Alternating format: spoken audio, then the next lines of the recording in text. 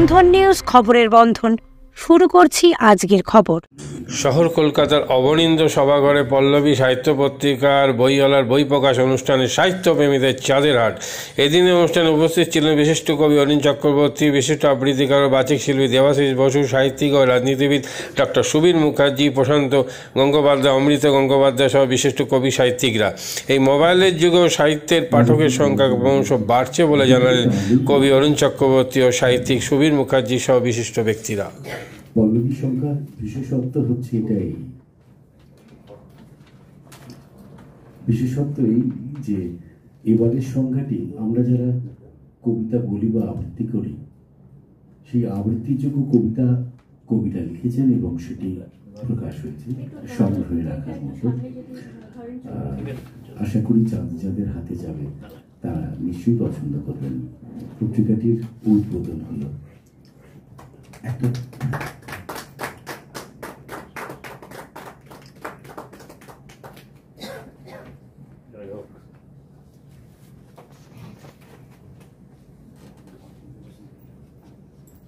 অসংখ্য ধন্যবাদ সবাইকে।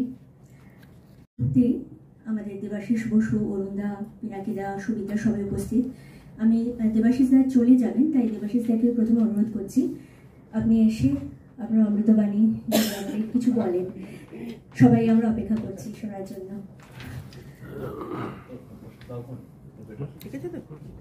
প্রসঙ্গক্রমে জানিয়ে রাখি, এই পত্রিকাটির সম্পাদক আমি এবং কার্যকরী সম্পাদক স্বল্পমূল্যে চালিয়ে যান তিনি অমৃতা গঙ্গোপাধ্যায়। সেই জন্যই ওটা দেবাশিস তাকে বললেন যে অমৃতবাণী আসুক।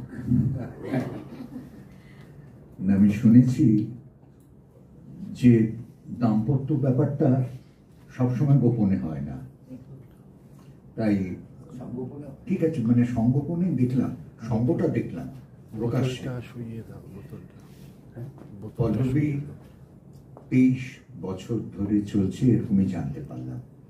ঠিক বলছি তো? 23 বছর, 2 পরে 3, 23 বর্ষ 27 সংখ্যা।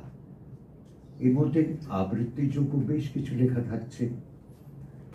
যারা কবিতা বলতে ভালোবাসেন, শুনতে ভালোবাসেন, তাদের অত্যন্ত ভালো লাগার এই পণ্ডিত রবি কৃষ্ণকে একবার আমি প্রশ্ন করেছিলাম যে আচ্ছা, দূরদর্শন, আকাশবাণী তখন কাজ করছে তো, তা উনি আমাকে বললেন তুমি দুটোতেই কাজ করো, তফাৎটা কি বলো তো? আমি তো হাতড়াচ্ছি, কি বলবো? উনি বললেন দেখো, ওই যে তোকে বলছিলাম না দাম্পত্য কলহ যদি বেডরুমে হয় সেটা রেডিও, ব্যালকনিতে টিভি।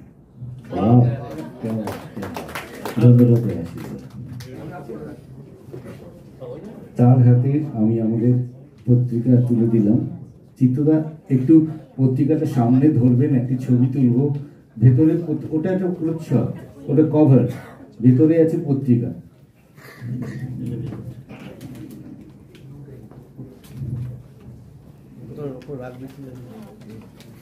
চিত্রদাকে আমরা উত্তরীয় বলে একটু সম্মান জানাবো।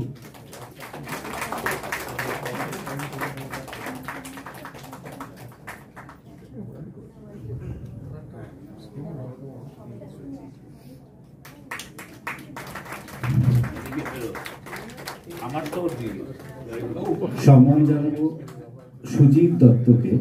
সুজিত দত্তকে সম্মান জানাবেন অরুণ চক্রবর্তী, উত্তরীয় দিয়ে।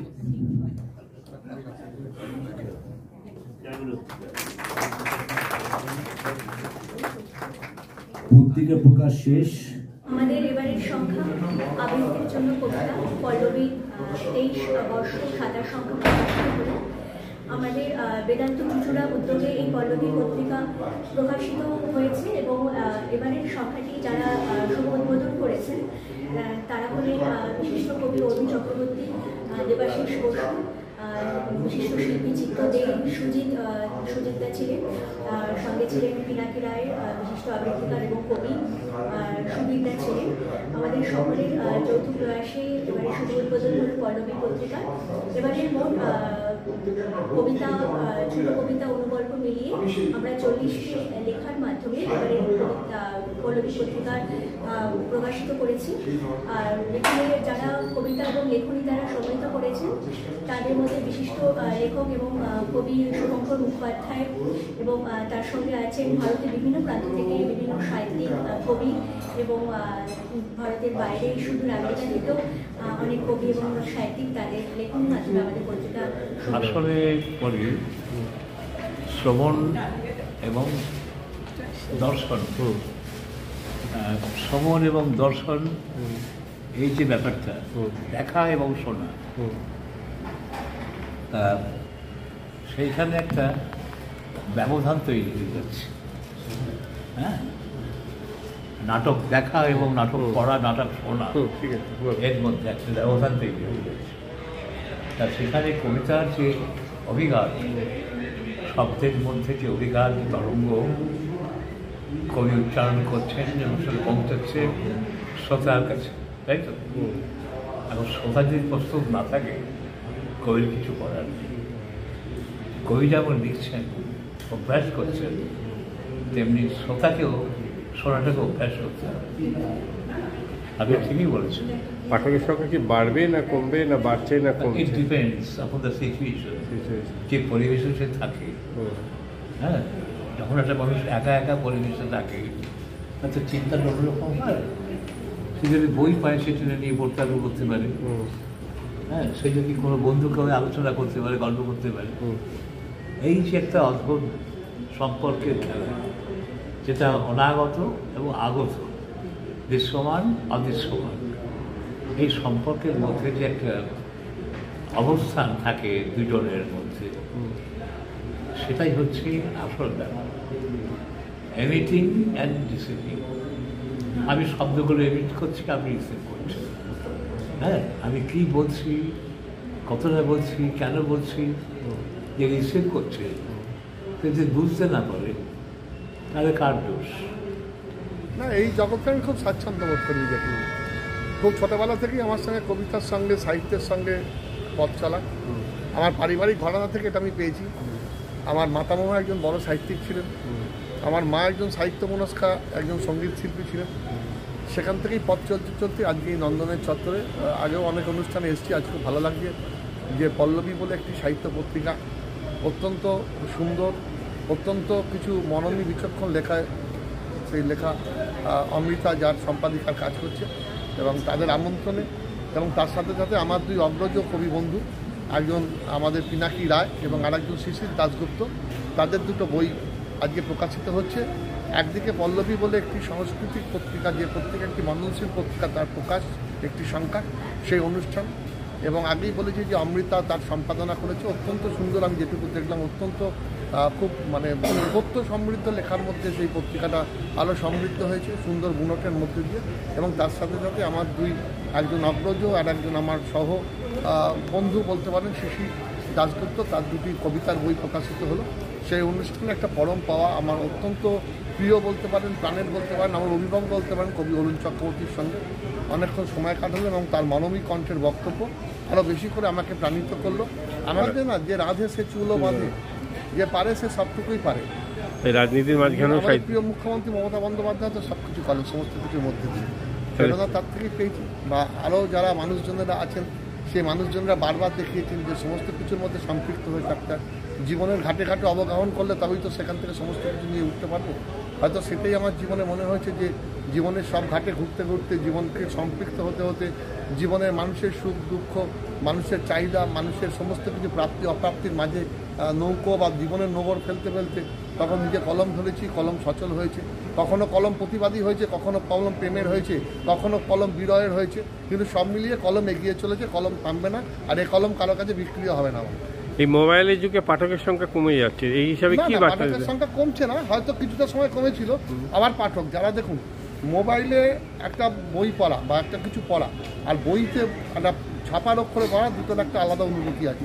আপনি দেখবেন যে মোবাইলে রাত্রিবেলা আপনি যদি ইন্টারনেটে বা কোনো কিছু পড়েন, আপনার ঘুম নষ্ট হয়ে যাবে।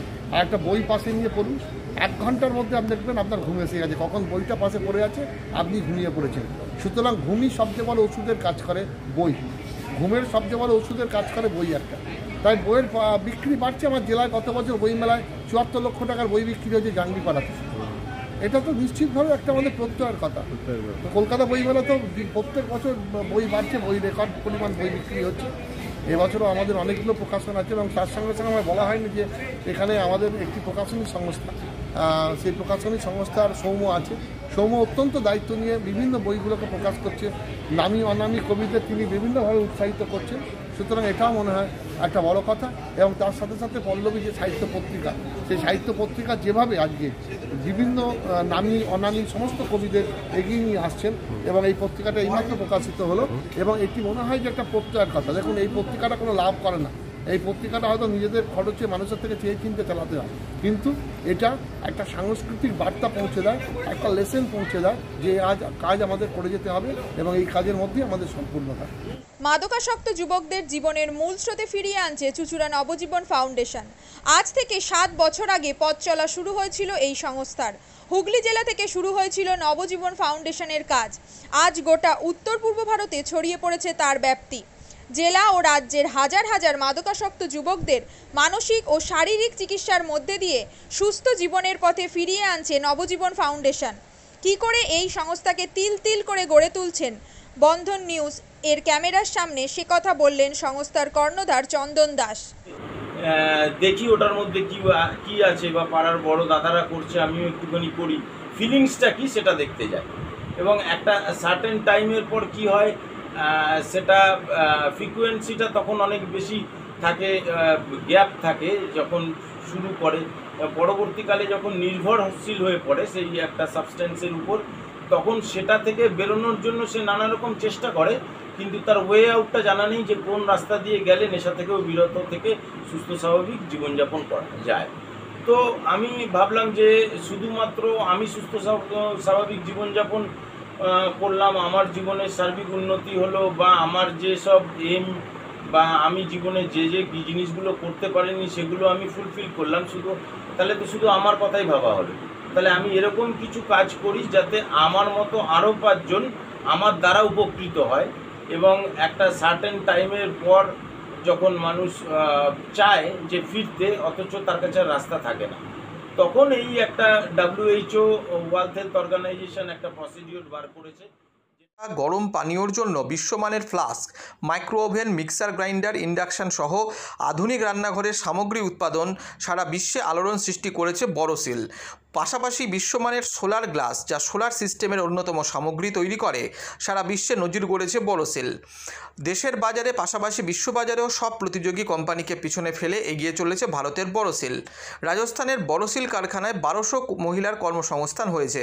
প্রতিদিন রাজস্থানের প্রত্যন্ত গ্রাম থেকে ওই মহিলাদের গাড়ি করে কারখানায় নিয়ে আসে কারখানা কর্তৃপক্ষ।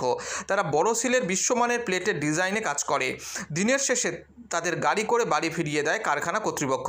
কর্মসংস্থানের এই বেনজির দৃষ্টান্তের জন্য বড়সিল কোম্পানিকে কুর্নিশ জানায় ভারতবাসী।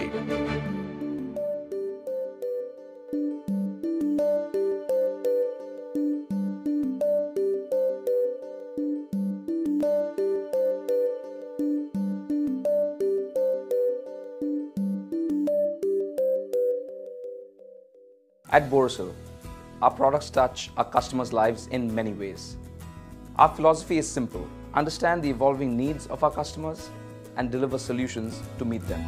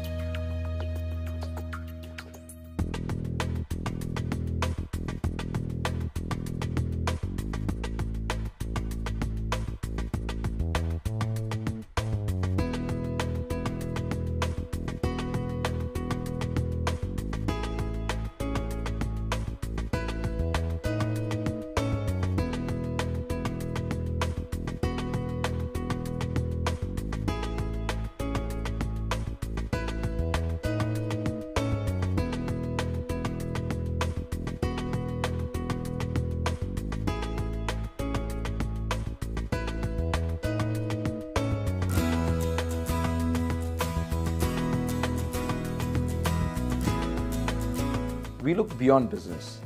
We promote green energy as well as provide healthcare and education for the underprivileged. In fact, this has been our heritage at Borosil.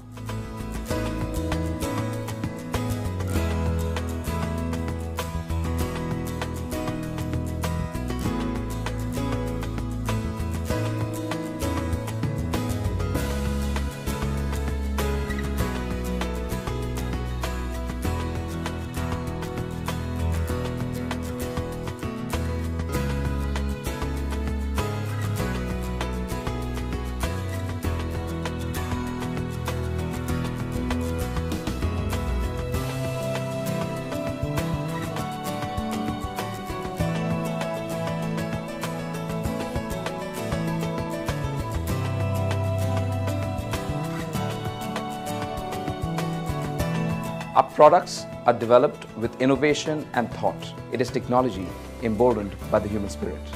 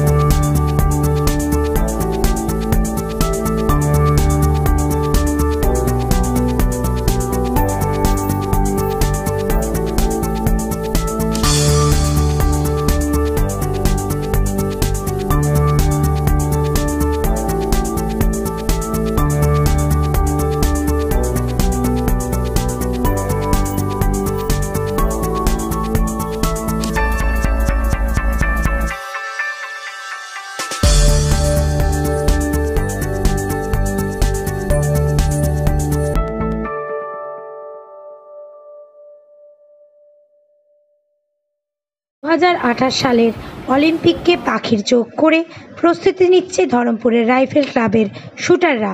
আন্তর্জাতিক মানের রাইফেল প্রশিক্ষণ কেন্দ্র ধরমপুরের রাইফেল ক্লাব 10 মিটার থেকে 25 মিটার সব ধরনের রাইফেল শুটিংয়ের প্রশিক্ষণ দেওয়া হয় এখানে। অতীতে স্বনামধন্য রাইফেল শুটার শ্যামল দাস এই ক্লাবের কোচ ও কর্ণধার। দেশের তরুণ প্রজন্মকে ভবিষ্যতে শুটার তৈরি করার কারিগর ধরমপুর রাইফেল ক্লাব।